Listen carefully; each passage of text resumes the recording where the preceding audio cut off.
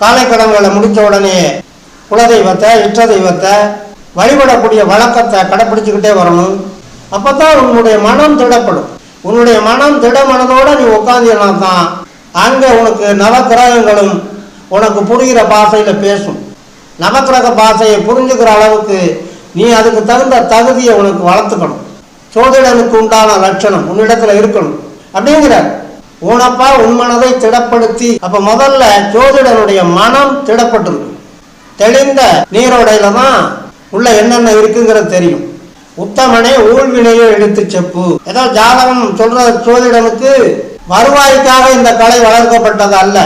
ஆண்டவனின் படைப்பில் இருக்கக்கூடிய 84 லட்சம் யோனி பேதமுடைய ஜீவராசிகளுக்கும் இந்த உலகத்துல உடல் எடுத்த உயிர்கள் அத்தனைக்கும் அதனுடைய முன்வினை பயன்தான் இந்த ஜென்மாவில் அதனுடைய வாழ்வியல் சம்பவங்களை நிகழ்த்துகிறது.